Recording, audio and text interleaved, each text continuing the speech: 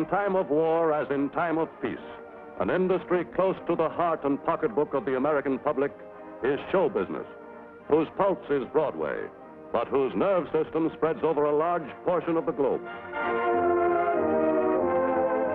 For nearly 4 decades, the gaudy doings of the men and women of show business have been reported to the world by Variety, a weekly theatrical paper edited from an inconspicuous building off Broadway by men who carry on in their own way the colorful journalistic tradition of its founder, the late, great Syme Silverman, osteopath of the English language and inventor of some of the most unfettered journalese ever to be set in type.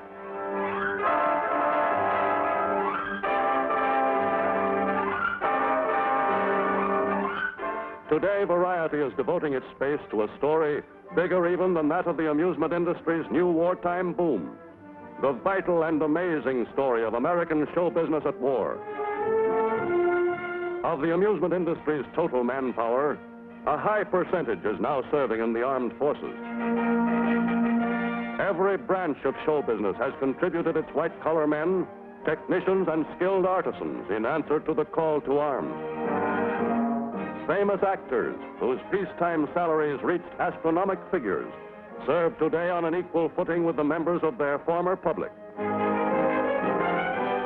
The American stage, concert hall, radio, and screen are already organized in their every branch to further the war effort.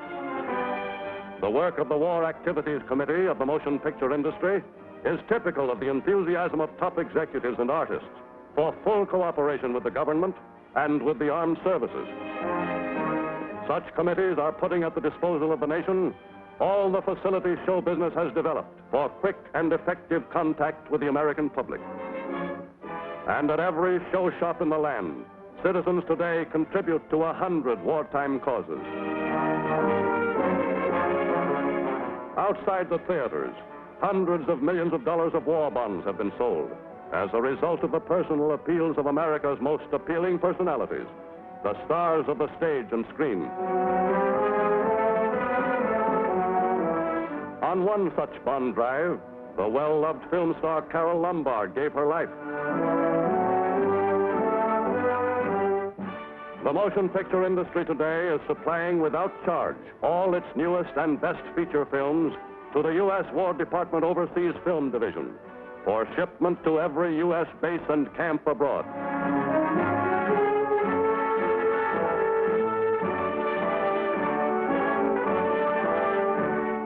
Ace cameramen from the newsreel companies are training the uniformed men who will become combat cinematographers for the Army and Navy on every fighting front.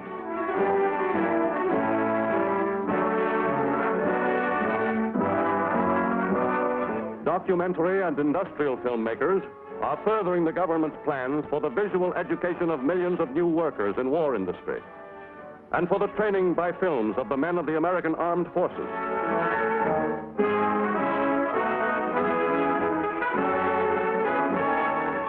In Hollywood, Walt Disney has turned over almost the entire facilities of his studio for the production of Army and Navy instructional films, some of them involving closely guarded military inventions and techniques.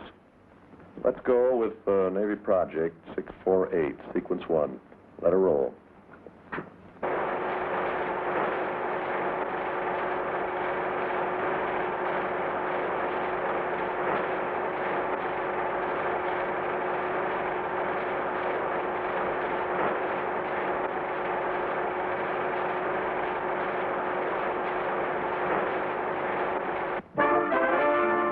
Famed Hollywood director John Ford now heads the film producing unit of the newly organized Office of Strategic Services under the aegis of the Joint Chiefs of Staff.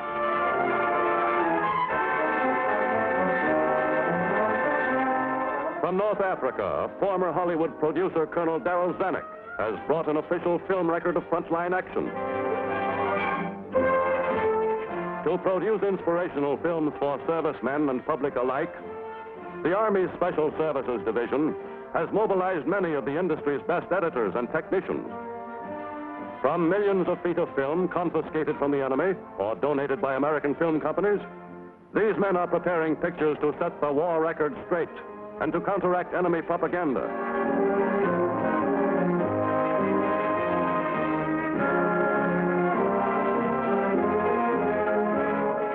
Army Air Forces have their own production units, making specialized films for the training of aviators and ground crews.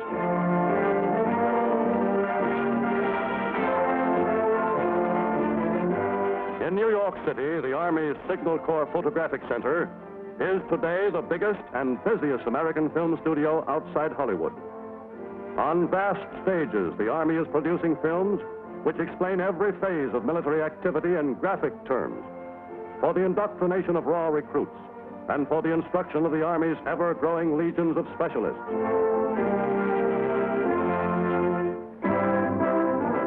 But most impressive single example of cooperation between the Army and the film industry is the production of a wartime musical show with an all-soldier cast, which on the stage alone grossed an unprecedented total of nearly $2 million for Army emergency relief and brought new glory to its veteran composer and author, Irving Berlin.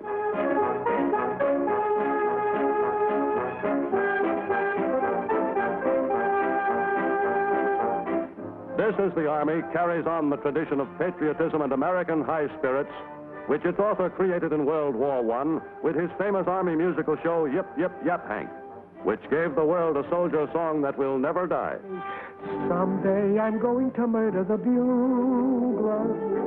Someday they're going to find him dead. I'll amputate his reveille and step upon it heavily and spend the rest of my life in bed. Oh, how I hate to get up in the morning. Oh, how I love to remain in bed. For the hardest row along is to hear the bugle call. You gotta get up, you gotta get up, you gotta get up this morning.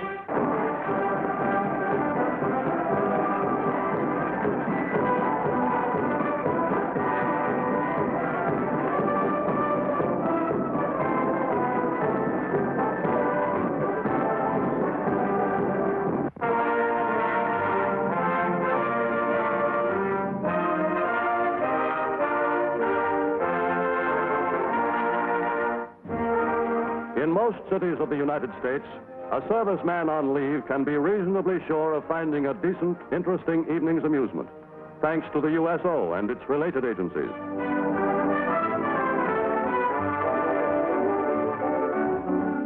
At New York's Stage Door Canteen, men on leave rub shoulders with notables as they enjoy good food and amusing company. The latest novelties in Broadway's almost inexhaustible store of entertainment are theirs at no cost.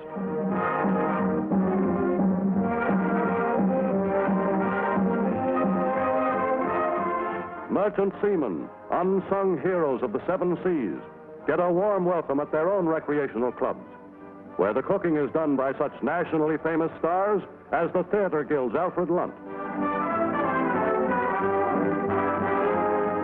To entertain workers in war industry throughout the land, the American Theater Wing now sends out complete shows to boost morale and production with fun during the brief lunch period.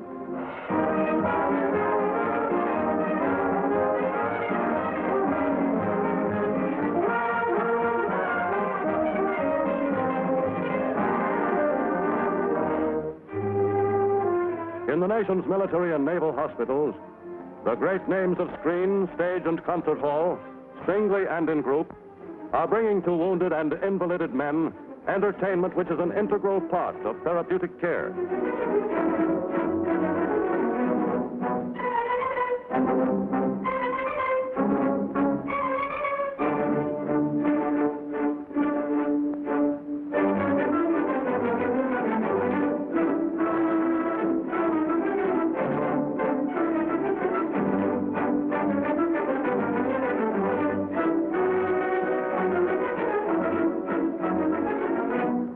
Taking its place in the Army camps with more familiar American vaudeville, the traditional Russian ballet has found itself a new and unexpected crop of devotees.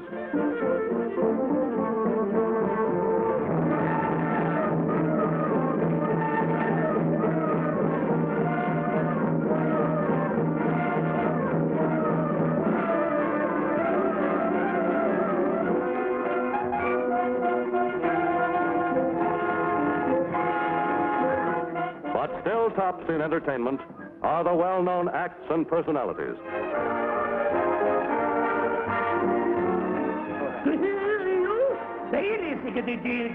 No,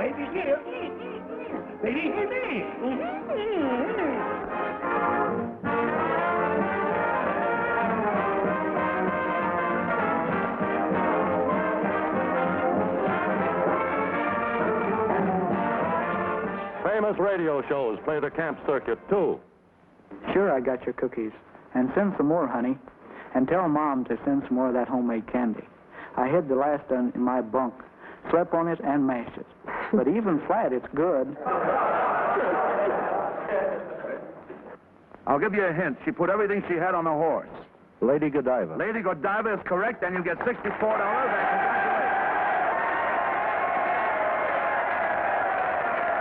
Oh, no, wait a minute. No, you cannot read that poem. Jack, you let me read my poem, or I'll tell all these fellas here that when you were in the Navy, you went up to the crow's nest looking for eggs.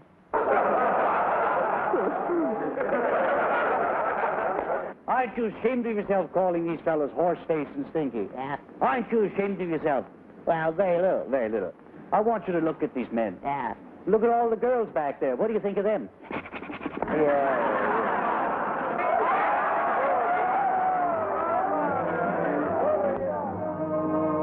At the Hollywood Canteen, members of the armed forces can have experiences worth writing home about. A dance with Olivia de Havilland, Marlene Dietrich, or Deanna Durbin can be a reality.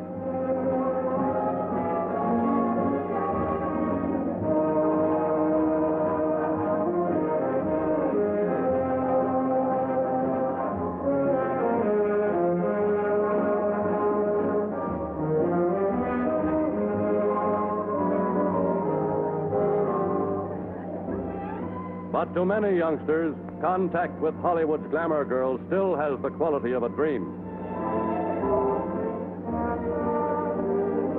Contributing to the fun are well-known Hollywood figures, relegated to the roles of busboy or waiter.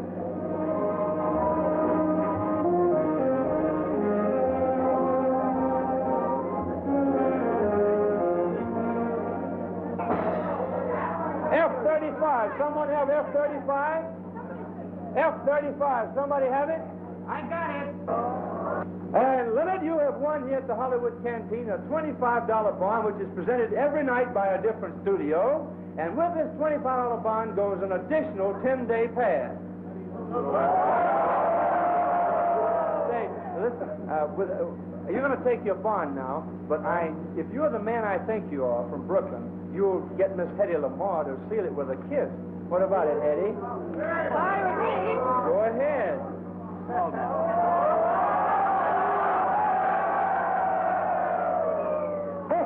Hey, that ain't the Brooklyn I know, huh, gang?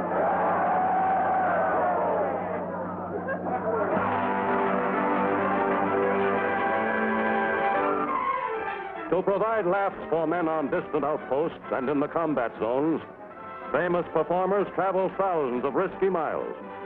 Share the life of the troops in camps from the South Pacific to North Africa.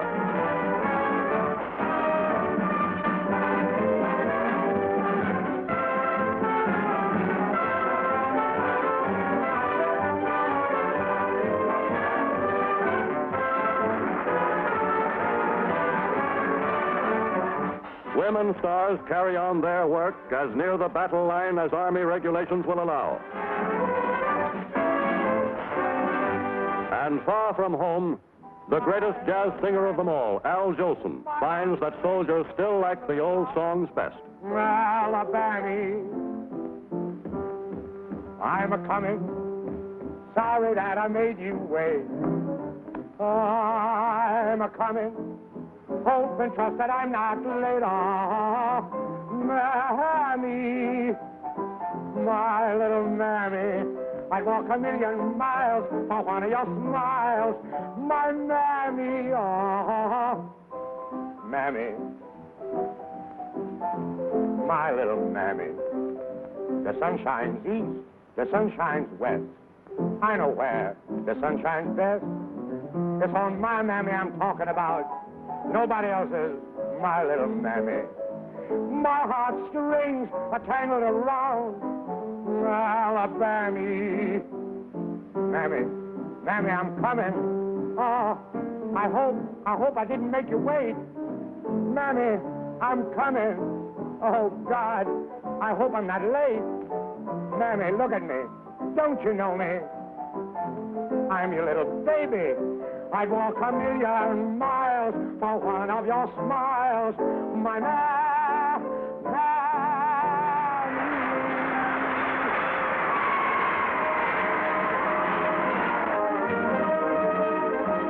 Day and night, American radio is reaching distant camps with special broadcasts, recorded and beamed to the U.S. forces wherever they may be. Featured artists give their talents willingly and generously. Oh, them golden slippers, oh, them golden slippers, them golden slippers, I'm trying to wear cases, it's so neat. Oh, them golden slippers, oh, them golden slippers, them golden slippers, I'm trying to wear to walk on the golden street.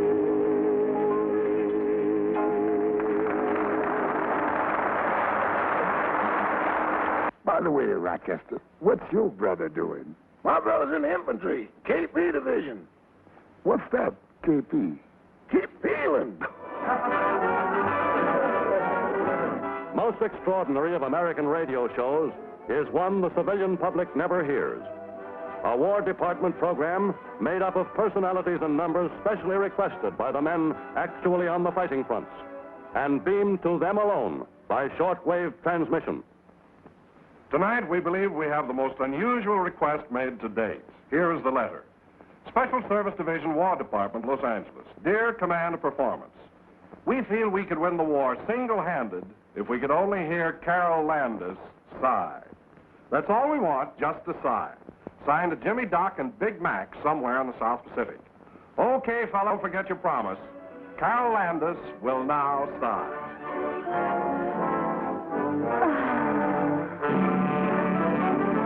Time marches on.